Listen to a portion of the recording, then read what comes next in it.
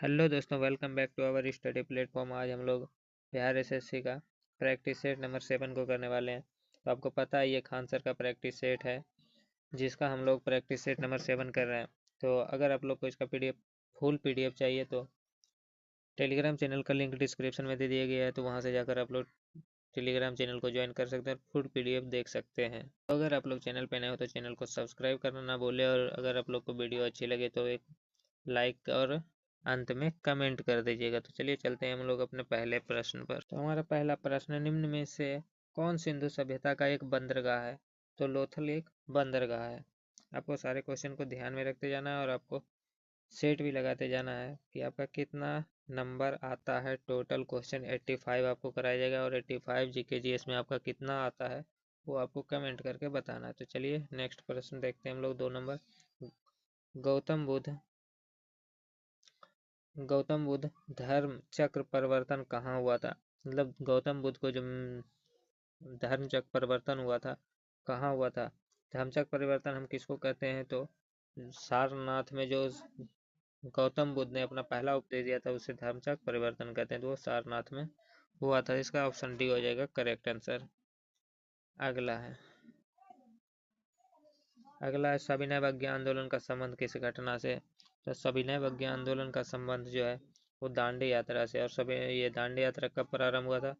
तो 12 मार्च 1930 से लेकर 6 अप्रैल 1930 तक चला था। अगला क्वेश्चन है हमारा, लाला हरदयाल का संबंध किस क्रांतिकारी संगठन से? तो गदर पार्टी से लाला हरदयाल का संबंध है। स्वदेशी आंदोलन कब हुआ था? 1923 ईस्वी में स्वदेशी आंदोलन हुआ था। होम रूल लीग मूवमेंट कब हुआ था? तो 1918 ईस्वी में होम रूल लीग मूवमेंट हुआ था। असहयोग आंदोलन कब हुआ था? तो 1920 ईस्वी में असहयोग आंदोलन था। सारे पॉइंट आपको ध्यान रखते जाना और जो आपको नहीं आता उसे नोटबुक में नोट करते जाना है। नेक्स्ट प्रश्न देखते हैं।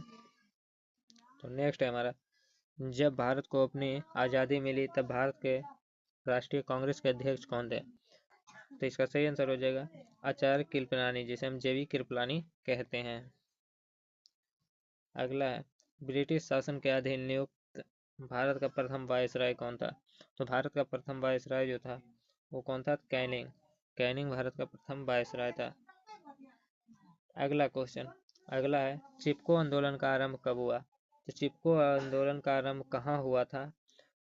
तो वो था उत्तराखंड में चिपको आंदोलन का शुरुआत हुआ था। अगला क्वेश्चन है हमारा, ब्रिटेन द्वारा चीन विजय की शुरुआत कब हुई थी? ब्रिटेन द्वारा चीन विजय की शुरुआत कब हुई थी? तो अफीम युद्ध के समय। अगला क्वेश्चन है, इंग्लैंड में किस वर्ष ग्लोरियस रेवोल्यूशन गौरवशाली क्रांति हुआ था? इंग्लैंड में किस वर्ष ग्लोरियस रेवोल्यूशन यानी कि गौरवशाली क्रांति किस वर्ष हुआ था? तो ये हुआ था 1688 ईस्वी में। कब हुआ था? 1688 ईस्वी में। अगला क्वेश्चन है हमारा, भारतीय संविधान का प्रारूप समिति का अध्यक्ष कौन थे? तो प्रारूप समिति का जो अध्यक्ष थे वो थे डॉक्टर भीमराव अम्बेडकर। और इसमें कितना सदस्य था? तो टोटल सदस्य जो था इसमें 7 सदस्य थे। अगला क्वेश्चन है हमारा, भारत का संविधान कब अपनाया गया? तो भारत का संविधान 26 जनवरी 1950 में अपनाया गया।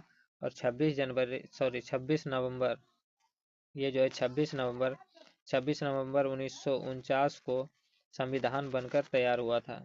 तो दोनों क्वेश्चन आपको ध्यान रखना है। समवर्ती सूची के अंतर्गत निम्न में से कौन सा विषय है?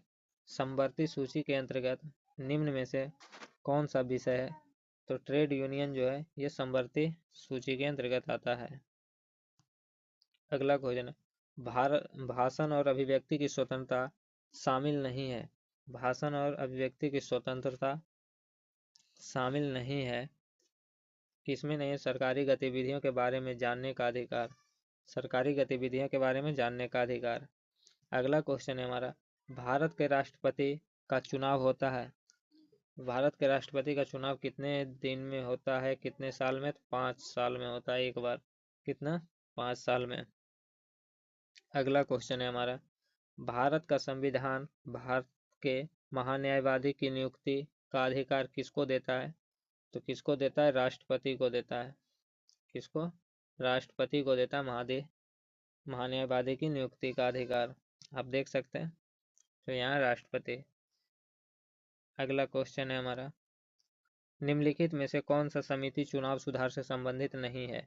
नहीं पूछ रहा, ये क्वेश्चन आपको ध्यान में रखना है कि अधिकतर क्वेश्चन में नहीं पूछ देता है और हम लोग सीधा पढ़ लेते हैं कि कौन सा समिति चुनाव सुधार से संबंधित है। नहीं को हम लोग उतना ध्यान नहीं देते, ध्यान से क्वेश्चन को पढ़ना और अटेम्प्ट करना है। तो कौन सा समिति चुनाव से संबंधित नहीं है? तो इसका सही आंसर हो जाएगा वाई के अलग समिति। कौन? वाई के अलग समिति। अगला क्वेश्चन है हमारा, महापौर निम्न में से किसका प्रमुख होता है? तो नगर निगम का जो प्रमुख होता है उसे हम लोग महापौर कहते हैं। नगर निगम के प्रमुख को क्या कहते हैं? महापौर। अगला क्वेश्चन है, ईवीएम का मतलब क्या होता है? ईवीएम जो होता है, ईवीएम, इसका फुल नेम क्या होता है जिसे हम लोग वोटिंग के टाइम प्रयोग करते हैं? तो इसका फुल नेम क्या होता है? तो इलेक्ट्रॉनिक वोटिंग मशीन होता है। आप देख सकते हैं, वोटिंग मशीन। ऑप्शन डी हो जाएगा करेक्ट आंसर। अगला है, केंद्रीय सरकार में वर्तमान महिला एवं बाल विकास मंत्री कौन है? केंद्र सरकार में वर्तमान महिला एवं बाल विकास मंत्री कौन है? तो वह स्मृति ईरानी। अगला क्वेश्चन, निम्नलिखित में से किस की हमारे सौरमंडल की एक ग्रह के रूप में गणन नहीं किया जाता है? किसको नहीं किया जाता है? तो प्लूटो एक ग्रह की श्रेणी में नहीं रखा गया। 2006 में इसको ग्रह की श्रेणी से बाहर निकाल दिया गया और कुल ग्रह की संख्या 9 से घटकर 8 हो गई है। अगला क्वेश्चन देखते हैं। तो अगला क्वेश्चन है हमारा, भूमध्य रेखा निम्न में से किस देश से गुजरती है? तो भूमध्य रेखा किस देश से गुजरती है? केन्या से होकर गुजरती भूमध्य रेखा। निम्नलिखित में से कौन सा शहर 2 महाद्वीपों में फैला हुआ है? तो कौन सा शहर है? वो इस्तांबुल है। कौन सा? इस्तांबुल शहर। अगला है, फर वनस्पति निम्न में से किससे संबंधित है? फर वनस्पति निम्न में से किससे संबंधित है? तो ये संबंधित है अल्पाइन वन से। किससे? अल्पाइन वन से। अगला क्वेश्चन है, निम्न में से कौन सी नदी सबसे लंबी है? तो सबसे लंबी नदी कौन सी है इनमें से? आपको बताना है सबसे लंबी नदी। तो अमेजोन। ये गलत है, नील नदी हो जाएगा सबसे लंबाई से। ऑप्शन के अकॉर्डिंग ये सही है। नील नदी विश्व के अगर पूछे तो नील नदी सबसे लंबा और सबसे चौड़ा नदी अगर पूछे तो हो जाएगा अमेजोन। अगला क्वेश्चन है, गंगा नदी की सफाई कार्यक्रम के साथ सहयोग कर रहा है। गंगा नदी सफाई कार्यक्रम के साथ सहयोग कर रहा है, तो हो जाएगा जर्मनी के साथ सहयोग कर रहा है। अगला क्वेश्चन है, मुर्गियों एवं अंडों का अत्यधिक उत्पादन होना क्या कहलाता है? मुर्गी एवं अंडों का अत्यधिक उत्पादन होना क्या कहलाता है? तो ये कहलाता है रजत क्रांति। अंडों का उत्पादन रजत क्रांति।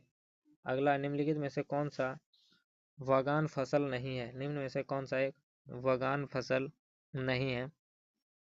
इसका आंसर आपको बताना कौन सा वगान फसल नहीं है। तो ये जाएगा मोटा अनाज वगान फसल नहीं है।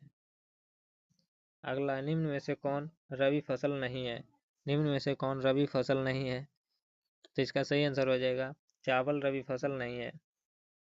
चावल क्या है? तो ये खरीफ फसल है। अगला क्वेश्चन, 2011 के जनगणना के अनुसार भारत के किस राज्य में सर्वोच्च साक्षरता दर था? तो सबसे अधिक साक्षरता दर कहाँ था? तो वो केरल में था सबसे अधिक साक्षरता दर। और अगर सबसे कम पूछे तो बिहार। बिहार में सबसे कम साक्षरता दर था। अगला क्वेश्चन देखते हैं। अगला है, रॉबिन्स के अनुसार निम्न में से केंद्रीय आर्थिक समस्याओं के लिए उत्तरदायी नहीं है। रॉबिन्स के अनुसार निम्न में से कौन केंद्रीय आर्थिक समस्याओं के लिए उत्तरदायी नहीं है? तो इसका सही आंसर हो जाएगा असीमित आवश्यकताएं। असीमित आवश्यकताएं इसका करेक्ट आंसर हो जाएगा। अगला क्वेश्चन है हमारा, गृहस्थियों द्वारा खरीदी गई उपभोक्ताओं वस्तुओं तथा सेवाओं की औसत कीमत को मापने वाला एक सूचकांक है। गृहस्थियों द्वारा खरीदी गई उपभोक्ताओं वस्तुओं तथा सेवाओं की औसत कीमत को मापने वाला एक सूचकांक है। उस सूचकांक का नाम क्या है या किसे कहते हैं? तो आपको इसका आंसर बताना है, तो इसका आंसर हो जाएगा उपभोक्ता कीमत सूचकांक। उपभोक्ता कीमत सूचकांक। अगला क्वेश्चन है, वर्ष 1887 में इलाहाबाद विश्वविद्यालय की स्थापना किसने की? 1887 में इलाहाबाद विश्वविद्यालय की स्थापना किसने की थी? तो कहता है विलियम मुइनर। कौन? William Muir, sir William Muir. अगला क्वेश्चन है हमारा, अगला क्वेश्चन क्या? निम्नलिखित में से किसने प्राकृतिक अधिकारों के सिद्धांत का प्रतिपादन किया? किसने प्राकृतिक अधिकारों के सिद्धांत को प्रतिपादित किया है? इसका आंसर बताना है आपको, तो इसका सही आंसर हो जाएगा जॉन लॉक। कौन? John Locke. अगला क्वेश्चन है हमारा, निम्न में से कौन सी संधि यूरोप में साम्यवाद को रोकने के लिए बनाई गई थी? तो यूरोप में कौन सी संधि बनाई गई थी साम्यवाद को रोकने के लिए? इसका आंसर बताना है। इसका आंसर हो जाएगा नाटो। नाटो को बनाया गया था साम्यवाद को रोकने के लिए। अब वर्तमान में नाटो में कितना सदस्य है? तो 31 सदस्य है। कौन सा अभी इस नाटो का सदस्य बढ़ गया? तो थाईलैंड। ये आपको ध्यान रखना है, ये क्वेश्चन आपको एग्जाम में पूछ सकता है, क्योंकि ये भी हाल ही में थाईलैंड नाटो का 31वां सदस्य बना है। और नाटो का मुख्यालय कहाँ है? ये आपको बताना है। नाटो का मुख्यालय कहाँ है? तो ब्रुसेल्स। कहाँ है? ब्रुसेल्स, बेल्जियम में नाटो का मुख्यालय है। अगला क्वेश्चन देखते हैं, राष्ट्रीय मतदाता दिवस भारत में हर साल कब मनाया जाता है? तो मतदाता दिवस जो मनाया जाता है वो 25 जनवरी को मनाया जाता है, जो कि कल हमारा आने वाला है। कल हमारा 25 जनवरी है और 26 जनवरी को गणतंत्र दिवस मनाते हैं। अगला क्वेश्चन, उत्तर प्रदेश में आयोजित काम्पिल मेला का किस समुदाय से जुड़ा हुआ है? उत्तर प्रदेश में आयोजित काम्पिल मेला किस समुदाय से जुड़ा हुआ है? तो ये जैन समुदाय से जुड़ा हुआ है काम्पिल मेला। अगला क्वेश्चन है, वर्मी कंपोस्टिंग में संलग्न मुख्य जीव कौन सा है? वर्मी कंपोस्ट में संलग्न मुख्य जीव का नाम क्या है? तो उसका नाम बताना है, तो इसका सही आंसर हो जाएगा केचुआ। वर्मी कंपोस्ट में सबसे महत्वपूर्ण है। अगला, निम्नलिखित में से कौन सा एक अकोशिकीय जीव है? अकोशिकीय जीव कौन सा है? आपको बताना, 4 ऑप्शन, जीवाणु, विषाणु, शैवाल, कवक में कौन एक अकोशिकीय जीव है? इसका करेक्ट आंसर हो जाएगा विषाणु। विषाणु एक अकोशिकीय जीव है। अगला क्वेश्चन है हमारा, मनुष्य के मूत्र में कौन सा एसिड पाया जाता है? तो ये आप सभी को पता है कि यूरिक एसिड मनुष्य के मूत्र में पाया जाता है।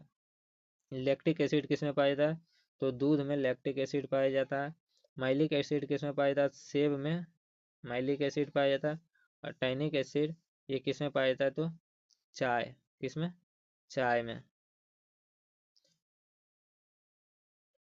चलिए अगला क्वेश्चन, अगर आप लोग को वीडियो पसंद आएगा तो आप लोग जरूर कम से कम 5 दोस्तों को शेयर करिएगा वीडियो को, और वीडियो को लाइक कर दीजिएगा, और चैनल को सब्सक्राइब, अगर आप लोग नए होंगे तो चैनल को सब्सक्राइब करना ना भूलें, क्योंकि यहाँ पर आपको बिहार एसएससी का बहुत सारा प्रैक्टिस सेट और जीके जीएस का क्वेश्चन मिलता रहेगा।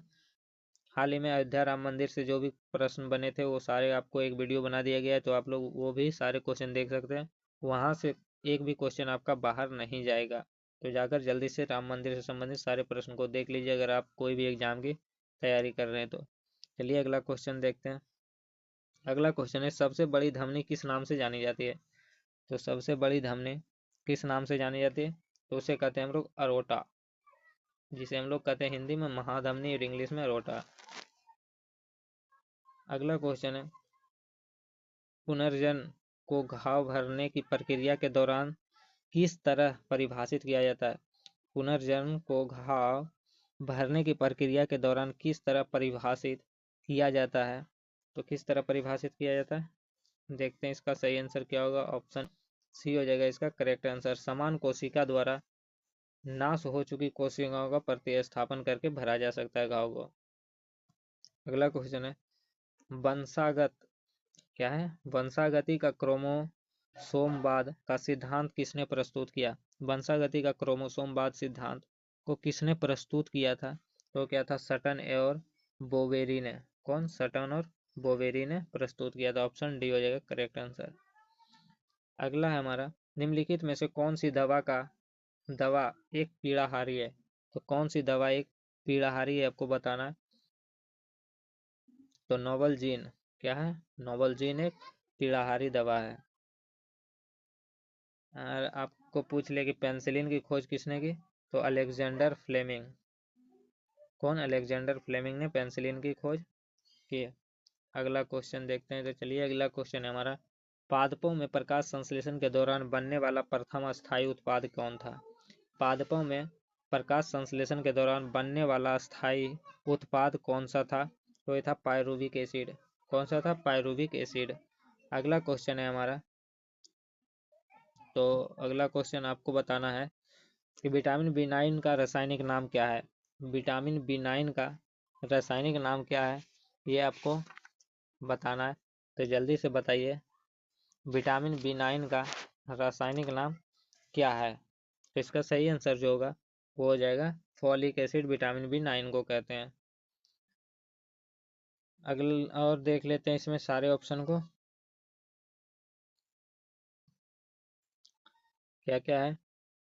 पेंटोथेनिक एसिड है, तो पेंटोथेनिक एसिड किसे कहते हैं? तो विटामिन B5 को पेंटोथेनिक। 5 से आप याद रखिएगा, 5 हम केमिस्ट्री किस में यूज करते हैं? तो पेंटा में यूज करते हैं। पेंटोथेनिक एसिड को हम लोग B5 कहते हैं। एस्कॉर्बिक एसिड को हम लोग क्या कहते हैं? तो विटामिन B6 कहते हैं। किसे? सॉरी, एस्कॉर्बिक एसिड को सी कॉर्ब कहते हैं। विटामिन सी को हम लोग एस्कॉर्बिक एसिड कहते हैं। बायोटीन किसे कहते हैं? सॉरी, बायोटीन किसे कहते हैं? तो विटामिन एच को हम लोग बायोटीन कहते हैं, या विटामिन B7। और फोलिक एसिड किसे कहते हैं? तो विटामिन B9 को फोलिक एसिड कहते हैं। अगला क्वेश्चन देखते हैं, कौन सी गैस वायुमंडल के ओजोन स्तर को अपघटित करती है? कौन सी गैस करती है अपघटित? तो करते हैं क्लोरोफ्लोरोकार्बन, जिसे हम लोग CFC कहते हैं। क्या कहते हैं? CFC। जो कहाँ से निकलता है? तो AC से निकलता है, रेफ्रिजरेटर से निकलता है। रेफ्रिजरेटर से निकलता है, तो ये आपको ध्यान रखना है। अगला क्वेश्चन है हमारा, निम्न में से कौन मूल मात्रक नहीं है? तो मूल मात्रक कौन सा नहीं है? तो ओम एक मूल मात्रक नहीं है। अगला क्वेश्चन, समीकरण V बराबर U प्लस AT जानकारी देता है। तो V क्या हो गया? ये हमारा अंतिम वेग हो गया, U प्रारंभिक वेग हो गया, A त्वरण हो गया, और T क्या हो गया? तो T हो गया टाइम, मतलब समय हो गया। तो इसका सही आंसर क्या होगा? तो वेग समय का एक कार्य। क्या हो जाएगा? वेग समय का एक कार्य। ऑप्शन ए हो जाएगा इसका करेक्ट आंसर। अगला क्वेश्चन है, अगला है बल का विमा सूत्र। तो आप सभी को पता है बल का विमा सूत्र क्या होता है। तो आपको जल्दी से कमेंट करके बताना है कि बल का विमा सूत्र क्या होता है, और ये क्वेश्चन आप लोग के लिए ही हम छोड़ रहे हैं। चलिए अगला प्रश्न हम लोग देखते हैं। अगला प्रश्न है, किलोवाट घंटा की इकाई क्या है? किलोवाट घंटा की इकाई क्या है? तो किलोवाट घंटा से हम लोग क्या मापते हैं? तो ऊर्जा को मापते हैं। किसे मापते हैं? ऊर्जा को हम लोग किलोवाट घंटा से मापते हैं। और शक्ति का जो इकाई होता है वो वाट होता है। क्या होता है? वाट। वेग का मात्रक क्या होता है? तो वेग को और त्वरण को, वेग को हम लोग मीटर में मापते हैं, त्वरण को हम लोग मीटर पर सेकेंड स्क्वायर में मापते हैं। अगला क्वेश्चन है, अगला क्वेश्चन क्या है? स्पष्ट प्रतिध्वनि तभी सुनाई जा सकती है जब परावर्तन सतह की ध्वनि स्रोत से न्यूनतम दूरी पर हो। तो कितना दूरी पर होना चाहिए जो हमें श्रोता की स्पष्ट ध्वनि सुनाई देगी? तो 17 मीटर की दूरी पर होना चाहिए। अगला क्वेश्चन, जब दूध को बिलोया जाता है तो उसमें से मलाई पृथक होने लगती है। किस घटना के कारण ऐसा होता है कि दूध से मलाई निकलने लगती है, या हम लोग जब कहते हैं दूध को मथा जाता है तो मलाई निकलती है, घी निकलता है। तो ये किस घटना के कारण होता है, ये आपको बताना है। तो ये होता है आप केंद्रीय बल के कारण। किसके? आप केंद्रीय बल के कारण। अगला क्वेश्चन है, जल का हिमांक बिंदु क्या होता है? तो जल का हिमांक बिंदु जो होता है 0 डिग्री सेंटीग्रेड होता है, और 4 डिग्री सेंटीग्रेड पर सबसे अधिक होता है। तो इसे भी आपको ध्यान रखना है। अगला क्वेश्चन है, श्वेत प्रकाश का एक किरण कांच के प्रिज्म पर क्या आपतित है, आपतित होती है। वह प्रकाश वर्ण जो कांच के प्रिज्म से गुजरने पर अधिकतम विचलित होती है, वह कौन सा है? तो सबसे अधिक जो रंग विचलित होती है वो बैगनी रंग है। सबसे अधिक कौन सा रंग विचलित होती है? तो बैगनी रंग। और सबसे कम अगर पूछे तो सबसे कम नीला होता है विचलित। अगला क्वेश्चन है हमारा, विद्युत धारा का परिमाण मापने के उपकरण कौन सा है? तो विद्युत धारा का हम लोग किस में मापते हैं? तो एमीटर में मापते हैं। अगला क्वेश्चन है, गैस जो मौसमीय परिवर्तन को प्रभावित नहीं करती है वह है।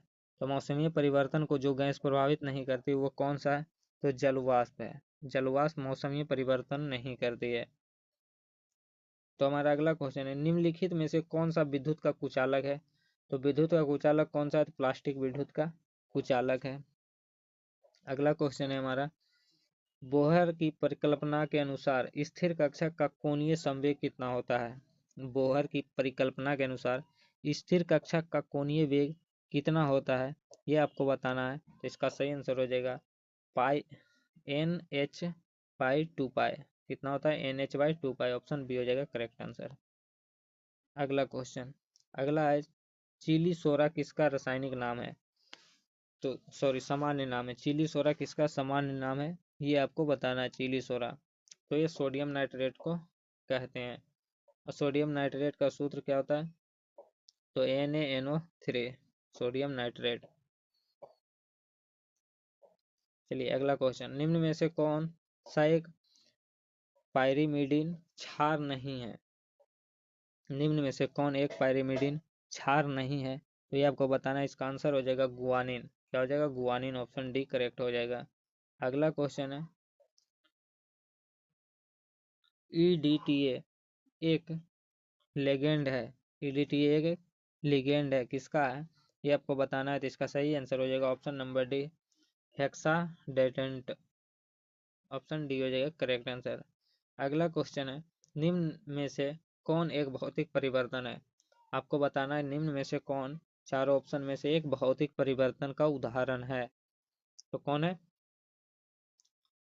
कोका कोला पेय में नमक डालने से गैस निकलना, यह एक भौतिक परिवर्तन है। अगला क्वेश्चन, निम्नलिखित में से अधातु तत्व में धात्विक चमक होती है। कौन से धातु में धात्विक चमक पाई जाती है? तो आयोडीन में धात्विक चमक पाई जाती है। अगला क्वेश्चन है हमारा, अगला क्वेश्चन क्या, निम्न में से कौन एक गैर पारंपरिक ऊर्जा स्रोत है? गैर पारंपरिक ऊर्जा स्रोत आपको बताना है कौन सा है? तो वायु। पवन एक गैर पारंपरिक ऊर्जा स्रोत है। अगला, सर्वोच्च गुणवत्ता वाला कोयला जिसमें 80 से 95% कार्बन पाया जाता है वह कौन सा है? तो एंथ्रासाइट। सबसे उत्तम प्रकार का कोयला एंथ्रासाइट पर होता है। अगला है, सामान्य पुरुष के शरीर का तापमान कितना होता है? तो सेंटीग्रेड में दिया हुआ है तो आपको सेंटीग्रेड में ही बताना। तो सेंटीग्रेड में होता है 36.9। इसी को हम लोग सीधा पढ़ लेते हैं 37 डिग्री सेंटीग्रेड। और फॉरेनहाइट में पूछ ले अगर आपसे, फॉरेनहाइट में पूछे कि फॉरेनहाइट में सामान्य शरीर का तापमान कितना होता है? तो होता है 98.6 पर फॉरेनहाइट होता है। और अगर केल्विन में पूछे तो 310 केल्विन। ये भी आपको ध्यान रखना है। कोई भी यूनिट आपसे पूछ सकता है एग्जाम में। अगला क्वेश्चन, स्वामी सहजानंद निम्न में से किससे संबंधित थे?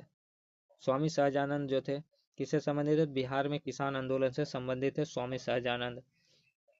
ऑप्शन सी हो जाएगा इसका करेक्ट आंसर। अगला क्वेश्चन देखते हैं। तो अगला क्वेश्चन है हमारा, बिहार किस वस्तु का दुनिया में सबसे बड़ा उत्पादक है? बिहार किस वस्तु का दुनिया में सबसे बड़ा उत्पादक है? तो आपको बताना है। तो वो हो जाएगा अबरख। अबरख का बिहार सबसे अधिक उत्पादित करता है और निर्यात भी करता है। अगला क्वेश्चन, प्रधानमंत्री स्ट्रीट वेंडर की आत्मनिर्भर निधि PM स्वनिधि योजना ने हाल ही में सफलतापूर्वक कितने वर्ष पूरे किए हैं? तो कितने वर्ष पूरे किए हैं? PM स्वनिधि योजना का हाल ही में सफलतापूर्वक कितना वर्ष पूरा हो गया है? तो ये आपको बताना है कितना वर्ष पूरा हो गया है। तो ये 3 वर्ष पूरा हो गया है। अगला question, Srinagar smart city project के तहत शहर को किस वर्ष तक स्मार्ट सिटी का टैग मिल जाएगा? श्रीनगर स्मार्ट सिटी प्रोजेक्ट के तहत शहर को किस वर्ष तक स्मार्ट सिटी का टैग मिल जाएगा? ये आपको बताना है किस वर्ष तक, तो 2024 तक मिल जाएगा। अगला क्वेश्चन, भारतीय मानक यामियोत्तर रेखा 5 राज्यों से होकर गुजरती है, इनमें से कौन सा उन 5 राज्यों में से नहीं है? तो ये आपको बताना है निम्न में से उनमें से कौन नहीं है? तो बिहार, बिहार से मानक समय रेखा नहीं गुजरते। कहाँ कहाँ से गुजरता है? तो आप नोट कर लीजिए कहाँ कहाँ से गुजरता है 5 राज्य से। यूपी यानी उत्तर प्रदेश, एमपी, मध्य प्रदेश, उसके बाद छत्तीसगढ़, छत्तीसगढ़ के बाद हो जाएगा आपका ओडिशा, ओडिशा, और अंतिम जो है वो है आंध्र प्रदेश, एपी, आंध्र प्रदेश।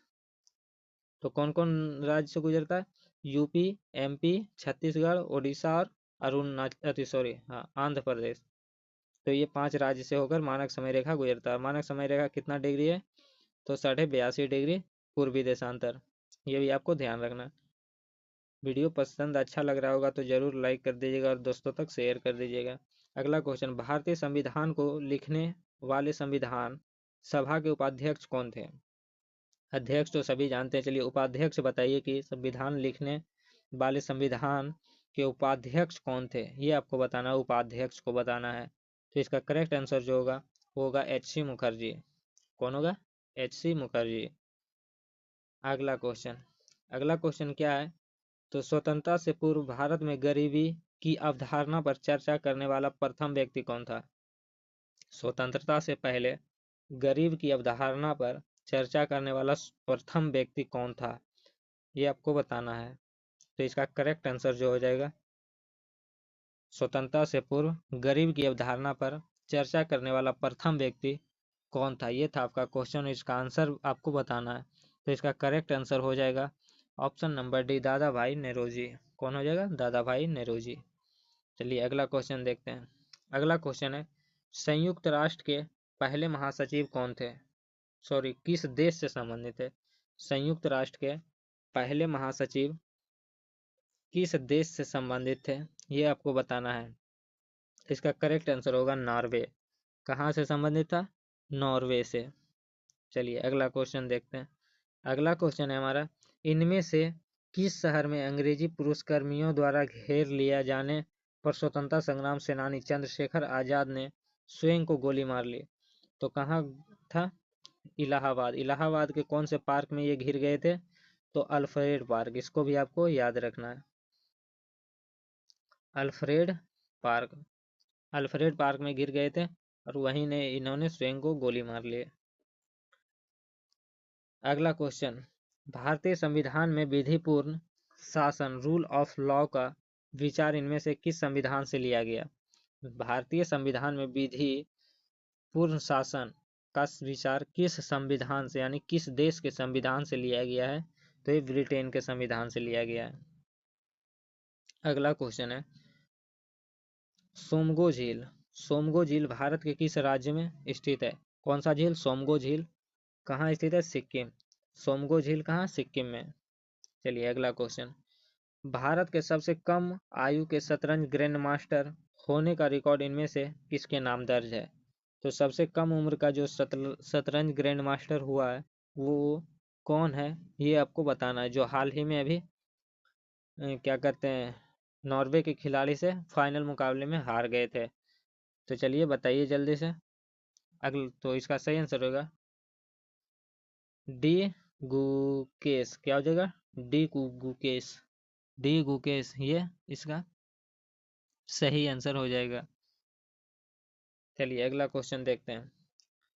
सर्व शिक्षा अभियान वर्ष की आयु तक कितने वर्ष तक की आयु के सभी बच्चों को प्रारंभिक शिक्षा प्रदान करने की दिशा में उठाया गया महत्वपूर्ण कदम है?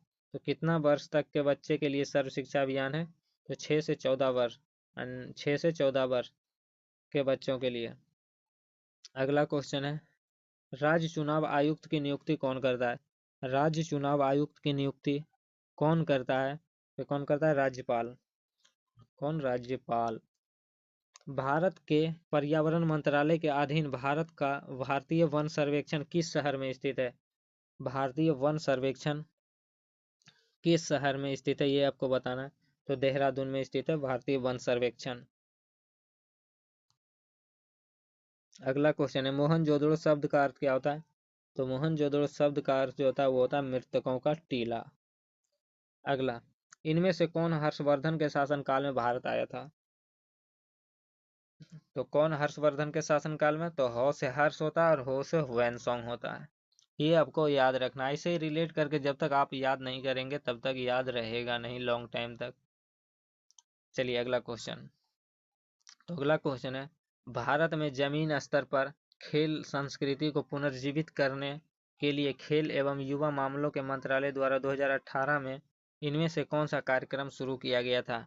कौन सा कार्यक्रम शुरू किया गया था। तो कौन, खेलो इंडिया कार्यक्रम। कौन सा, खेलो इंडिया कार्यक्रम।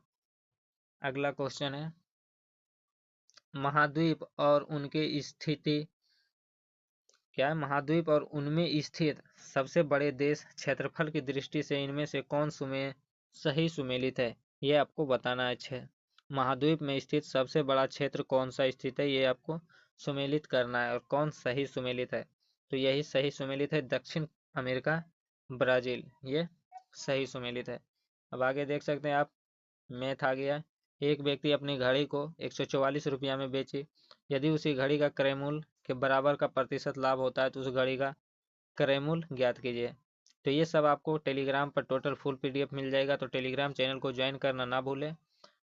और अगर कोई भी प्रश्न में मैथ या रीजनिंग में दिक्कत होता है तो नीचे कमेंट बॉक्स का चिन्ह दिया हुआ है, वहाँ आप स्क्रीनशॉट भेजकर पूछ सकते हैं, आपको बता दिया जाएगा कि उसका सॉल्यूशन।